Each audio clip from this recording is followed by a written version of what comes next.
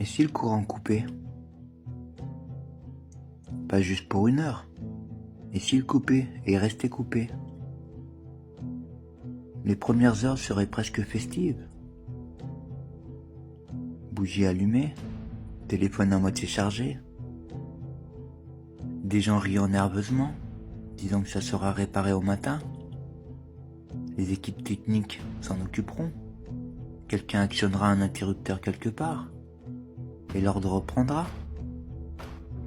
Mais le matin arrive et rien. Au deuxième jour, le ton change. Les réfrigérateurs chauffent, les pompes à essence sont mortes, les lecteurs de cartes inutiles, et les portes qui ne s'ouvrent qu'avec l'électricité restent verrouillées. C'est là que vous commencez à le sentir, la prise de conscience que tout autour de vous fonctionnait grâce à quelque chose que vous n'avez jamais appris à créer. Que feriez-vous? Avez-vous déjà pratiqué l'allumage d'une flamme sans briquet? Sans la regarder dans un court clip? Je veux dire, l'avoir pratiqué, ressenti la frustration, les doigts brûlés, la patience nécessaire pour insuffler la vie à la flamme. Peux-tu trouver de l'eau quand le robinet est à sec? Et plus important encore, peux-tu la filtrer? Ou suppose-t-il qu'il y aura toujours une étiquette sur une bouteille et un code barre à scanner? As-tu un autre endroit en tête si ton abri devient invivable? Un terrain plus élevé? Un terrain rural? Quelque part caché? Ou pourrais-tu en construire un? Ou tes mains n'ont-elles connu que les claviers et les écrans en verre? Connais-tu la différence entre un remède végétal et un poison? Entre la nourriture et l'hallucination? Entre ce qui guérit et ce qui tue? T'es-tu testé face aux éléments, à la chaleur, au froid, à la faim, au silence? Ou as-tu été élevé avec la climatisation? Et la défense, on en parle? Je parle de la légitime défense. Si quelqu'un te mettait à l'épreuve physiquement. Ce soir, es-tu prêt? Avez-vous entraîné votre corps à rester stable quand l'adrénaline monte? Ou vos heures ont-elles été échangées contre le confort et le défilement de divertissement? Si le réseau tombe en panne, le divertissement disparaît en premier. Et quand la distraction s'efface, il ne vous reste que vous-même. C'est alors que la vérité apparaît. Et il y a un vieux dicton sur le fait d'être un guerrier dans un jardin, contre un jardinier en temps de guerre. Lequel êtes-vous? Avez-vous cultivé la paix tout en négligeant vos compétences? Ou avez-vous cultivé le confort en négligeant la résilience? Vous le ressentez quand la pression monte? Le confort sur lequel vous comptiez s'amenuise rapidement. La nourriture n'arrive pas à l'heure et les services d'urgence ont disparu.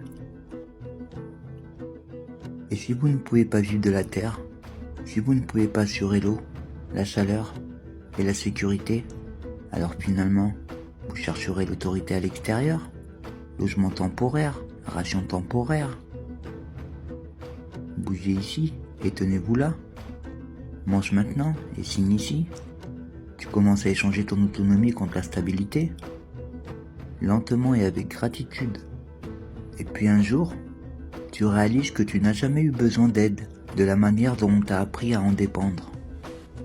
La dépendance a été répétée à travers les générations. La commodité est devenue la norme. La résilience personnelle est discrètement découragée. Le conditionnement se propage presque invisiblement. Quand la vieille histoire du comportement collectif, qui change une fois qu'assez d'esprit adopte un même schéma, que l'histoire soit littérale ou symbolique, cela n'a pas d'importance. Le mécanisme est réel et les habitudes se reproduisent. Génération après génération, de moins en moins de compétences sont transmises, jusqu'à ce qu'une population oublie à quel point elle était capable et que l'obscurité n'arrive pas seulement la nuit. Elle vient comme le choc de ne pas savoir quoi faire ensuite. Donc, la question n'est pas de savoir si quelque chose va échouer. Tout ce qui est construit par des mains humaines a une durée de vie. La question est, qui es-tu sans cela? Peux-tu cultiver de la nourriture? Peux-tu réparer tes outils? Peux-tu naviguer sans l'aide du GPS? Et peux-tu rester calme quand les autres paniquent? Peux-tu aimer intensément même en défendant ce qui compte? Parce que survivre est une chose, rester humain en est une autre. Si les lumières s'éteignent, tu découvriras vite qui s'est entraîné et qui a supposé.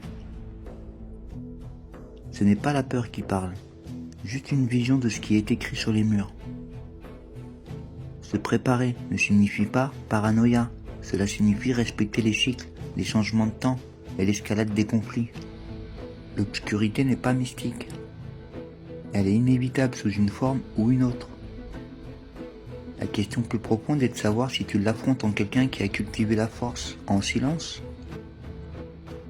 ou en quelqu'un qui l'a entièrement délégué. Un guerrier dans un jardin prend soin du choix avec conscience. Il connaît les saisons, ses outils, sa retenue et ses camps protégés. Un jardinier en guerre attend des instructions. Si demain le réseau soupire et se tait, qui es-tu? Et plus important encore, qui deviens-tu en ce moment? Même alors que les lumières sont encore allumées,